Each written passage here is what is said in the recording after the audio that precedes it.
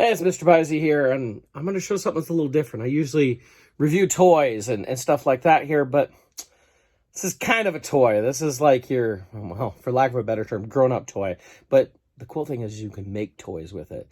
So I bought my very own 3D resin printer, and I just kind of want to show it off, show what it can do, and show you like how you can use this to make your own stuff. So let's take a look. So this is my printer right here. I keep it out here in the garage because the smell of the resin going, it doesn't always smell the best. You want to have a big open area, so I keep it in the garage. Of course, it's also my collection room, as you can see. So, but it's not damaging anything, as far as I can tell anyway.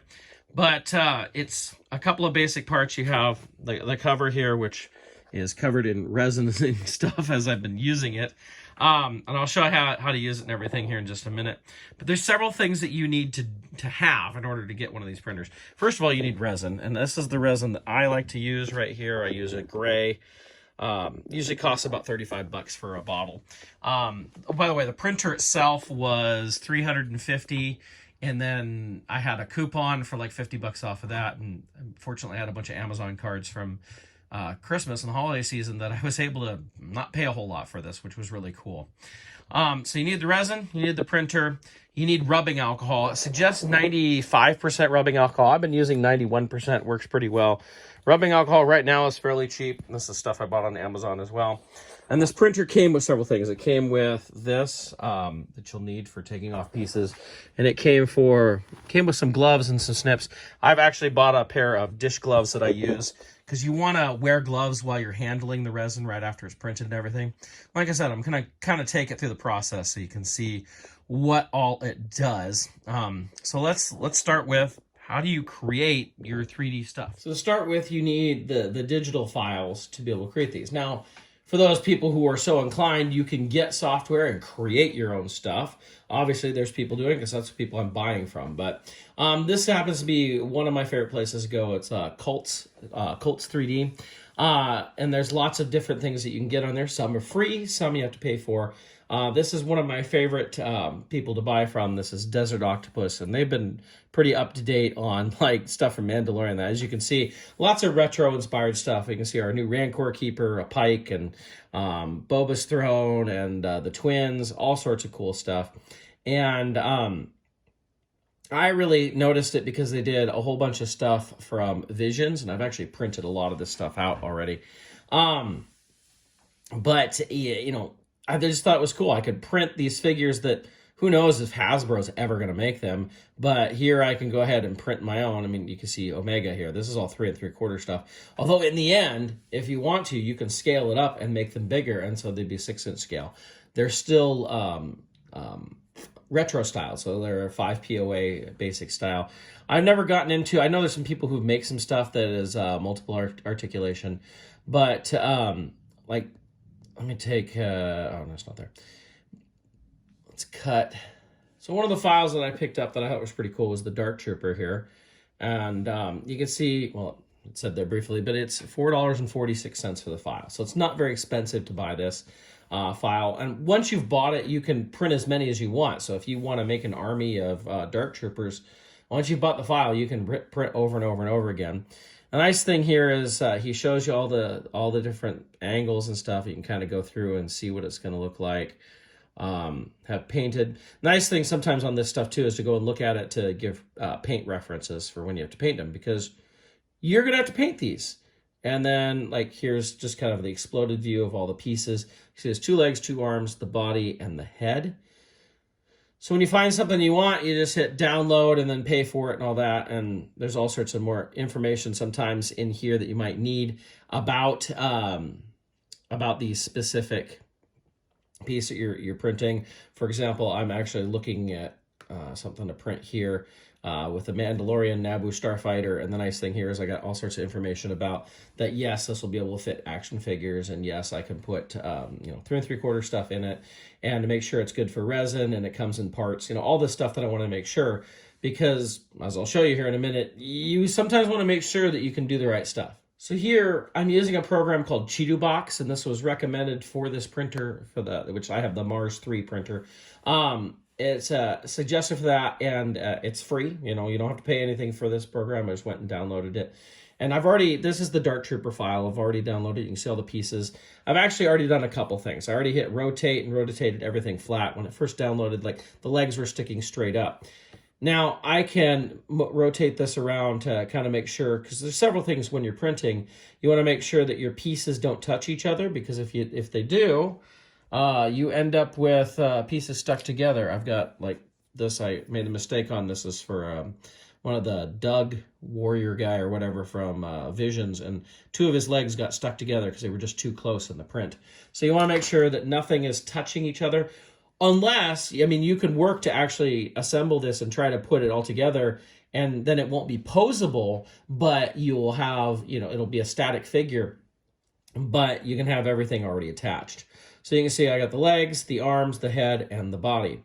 So once I've got everything here, I go up here to select all, and almost every print I do now, I go ahead and put in a platform, because I've discovered early on this is the best way to get the best prints for me. When I wasn't doing platforms, it would be whatever was touching the surface of the printer would end up not quite what you want. And so I always do a platform, and I'm new at this stuff. This is stuff I'm learning. I've learned a lot from a coworker who suggested which printer I should get, who suggested this program, and you know, all this stuff. And so I talked to him like, well, how do I do that? So if I hit platform here and everything is selected all, you see what it's going to do is actually put in a platform underneath each piece, and little I don't know, sticks, I don't know what you want to call them, that come up to support each one. And these break off really easy. I'll show you here in a little bit, but they come off really easily, and it makes it so, in my opinion, you just end up with a better print. I've done several things where I've had them flat on the surface, and it just never was quite working right. The only problem is you end up with a lot of wasted resin on this. You end up using more resin than your actual print, but you know, it's still, I think it's worthwhile, because I've had several failed prints where I didn't do that, and once I did this, it got the print, but how much resin did I waste with the failed print then too? So I found that this works pretty good. So once I've done that, let's go back up here to that, and I'm going to hit slice, and slice just kind of goes through. It shows, it's actually set up for my printer. I set up for that. So it knows what size the surface is and how high the print can go. So you don't want anything to go higher than the print that can be made, because if you do, then it's not going to print the last bit of it. So then we go to this view here, and again, it's just showing me everything that's going to print. It'll actually take me through, if I want, the steps of the print. You can see, well, you're supposed to see. My computer's kind of slow running this sometimes. There you go. So you like see that's the it's just going through the print here. If you want to see like layer by layer type stuff and how it's going to work. And sometimes it's just a good idea to look through this to make sure things aren't touching, to make sure everything looks okay, and that you don't have like any pieces out in space that, you know, aren't going to print well. Because if you print something that isn't attached to the base somehow, it will not do a good job. The other nice thing that this will give to you is over here, the price I don't trust so much, but the time. It'll tell me the approximate time. Let's see, I don't know if that's the final time. It gives me the approximate time of how long it's going to take to print. This says 1 hour and 16 minutes. It's not bad. You know, how much is going to be used. And again, it's telling me my machine. The Elegoo Mars 3 is the machine that I use. So once I have that, I can hit save. And the printer came with a USB drive, which is really handy. Although I use both my computer and the USB drive to get everything in there, but I'm just going to go ahead and put this in here. I've done a Dark Trooper before, but the original model that I downloaded, it had a sitting piece too, and I'm just going to label it that. So I'm not using the sitting body, I'm just doing the standing one. So I save that, and once I save it to this, then I can take this and go plug it into the machine and start printing. Okay, so now we're ready to go ahead and plug this in. probably show how this all works. So now I'm ready to print. So I make sure I've got enough fluid in there. That should be pretty good. You can see where the max is. It looks like it could be used to mix up. I'll do that in just a minute. I've turned it on. We have print settings and tools. When you first use it, and every once in a while, you need to reset it so that everything is set at the right stuff, because this piece can move around sometimes, and especially when you're getting pieces off of it. And in doing so, it may need to be reset. So you'll need to go back and do that, and it tells you how to do that in the instructions. So I'm going to make sure that my resin is well mixed and I've got enough in there. Now, it's recommended if you're not going to use your printer for a while that you should actually dump your resin out of the tub here back into your bottle. I've also been told, like, you can just kind of go along with your finger and mix it up. You notice I'm wearing my gloves here. You don't want to touch this else. If you do, it's not like it's the end of the world, but it can be very sticky on your hands and very oily, actually, is what I found. I'm feeling like some chunks down here against the base, probably from a previous print. So I just make sure I just kind of get that out. This whole tub is removable, and I know there's film that you can change off of that. Okay. Every time I do that, I then actually dip my gloves in the alcohol here so that I kind of get that stuff off the gloves too. Okay, so I have everything now set. I've poured more resin in there. I've put the lid back on. You always want to do that when you're going to print. I plug in my USB and I go over here to print. And usually one of the most recent things that I'll have, there it is, Dark Trooper Soldier. That's what I just did. So I can just go ahead and hit that. And hit like this play button right here. And we'll go to work. And you can maybe see that the face there is going down. And it'll go down, dip into that rosin. I can't say I know exactly how this stuff works. And then down here you have kind of a tracker, and it'll tell you how much time, how much percent is done, and that sort of thing. And it doesn't give you the timing until it starts, but I won't take you through the hour and a half it's going to take to print this, but we'll take a look at that later. So give you an idea what it's doing. You can see the surface there coming up. It's building. You can actually see what it's working on down here. It's almost done on the Dark Trooper here. But it goes down, adds a layer, comes up. Goes down, adds a layer, comes up.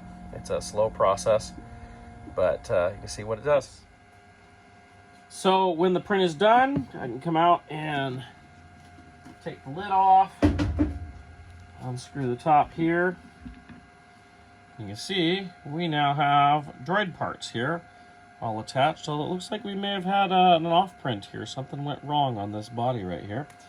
So I may have to reprint that. So I take this, I take my scraper, and I just start popping these off. And they come off pretty easily, especially right after the print is done. Misprint may have happened because the resin wasn't mixed well or something. So then what I do is I just take this and I drop it into a jar of alcohol immediately. And that gets it all cleaned off, and I don't have to worry about it. And I'll leave it there for a while, like for a couple of hours. And then the next thing I do, and nobody ever said to do this, but I take a little rag that's dipped in alcohol and I just clean this off a little bit. I think that just helps with the surface when it's being made. And I go ahead and put that back up, attach it back on, and it's all geared and ready to go for the next one. Go ahead and clean off my gloves, and I can wait. I'll wait for my stuff to be done in the alcohol. And then... So once I've taken the pieces off and put them in the alcohol, let them sit there for a little while. I usually let them sit until I do my next print. That way it's really good. So here you can see, you want to make sure they're nice and clean. So here's like a Dark Trooper leg right here, and it's nice and cleaned off. So it's sitting in the alcohol for a little while. This is the platform I made. That is garbage. It's just going to get thrown away. You can grab, there's a couple of pieces in here. This is from a previous print here, but they had... When you've soaked this in alcohol for long enough, they will, what's the word I'm looking for? Sorry. they will clean up really nicely and they won't be so oily. So that's what you really want. You want to make sure this is clean before you go on to the next step. So the next step is to cure it. You cure your resin with UV, which if it's a nice sunny place, I live near Seattle, it's not sunny most of the time, but if it's nice and sunny, you can just put it outside and it'll be great. It'll cure really well. Right now it feels a little bit oily, kind of rubbery. I have this UV light I bought off Amazon for like 20 bucks. I just put everything in this box here. Take my light and I close it up, and you don't want to do this for too long because of course it's generating heat and because of fire hazards and all that, but I go ahead and put it all in there and then I switch it on. It has a switch along the cord. You can kind of see a little bit of the purplish glow in there, and it actually doesn't take a whole lot of time for something to cure. I'll generally leave it in there for maybe 5 to 10 minutes, make sure it's cured pretty good, and then I'll go ahead and get it out. So once cured, you shouldn't have to do any sanding. You can see how good this looks. You don't see the lines or anything. You don't even see where the pieces were attached to it for the platform and all that. It's a very, very well done. You get great detail. I'll drop the head. Here, let me show you some of these others. So this is like the Tuscan from Visions. And I even have Boba Fett's throne back here that I've been doing. And all this is just, they give great detail and you don't have to do sanding on it. That's the best thing. So the next part is I take all this and I give it a coat of primer. I like to use this Rust-Oleum primer. I use a flat gray. It's best to use a flat of some sort. Some people use white. It doesn't matter. Just something that's going to work with it. So I'm going to go ahead and do that. Once primed, you can start to assemble. You can see I've got part of a Dark Trooper assembled. I got a couple more pieces waiting to dry here. You can also actually assemble these before you prime, actually before you cure. Sometimes it's better to do it before you cure because the resin gets more brittle the more you cure it. And when it gets more brittle, then it can be harder to get in there. So you can see a lot of the stuff I've been doing. I've been doing a lot of Vision stuff and some stuff from like Book of Boba Fett, Mandalorian. I even got this Jabba the Hutt going, which opens up for the puppeteers inside. There's a bunch of chameleons, stuff like that. But in the end, then you want to take what you have, you prime it, and then you paint it. And that's that could be the fun. So this is a look at some of my finished ones. So this is a Dark Trooper finished. I've put him in the glossy black and given him the red eyes and a little bit of red there, and then the silver. That's not perfect, but you know what? It's pretty nice to have a bunch of Dark Troopers. I've got, this is the female Tuscan from Book of Boba Fett. And then I've got the Samurai from Visions. Now, Visions was all in black and white, so I stuck with like black, white, and grays. And then I did the saber in red, and then I put kind of a red glow on him. And it's not perfect, but you know, it works pretty good. And then I have Dark Helmet. I love Dark Helmet. So when I found this print, I had to make one, and he came out pretty good. So, oh, and then the droid from Visions as well here. So it's a lot of fun. I enjoy painting as well. I know I'm not perfect at it, but you know, you kind of get your own little figures and model kits, which if you watch my videos, you know I love like the Bandai model kit figures. So it's nothing new that I'd get into this, but I'm having a lot of fun with this. It's like I get to create my own figures, and you saw the cost is relatively cheap, and you end up with your own stuff. You can see this Dark Trooper, like that Tuscan is about the standard size of a 3 3/4 inch figure. So you can see that Dark Trooper is quite a bit bigger than a 3 3/4 inch, as it should be. So just to give you an idea. And of course, you can do diorama pieces, which I've always wanted Jabba's barbecue grill, and so I found the print for that, made this up. It's a lot of pieces too. It was a lot of painting, a lot of weathering, but I think it came out pretty good. I'm actually rebuilding my Jabba's palace. I'm going to make it out of wood rather than what I did before.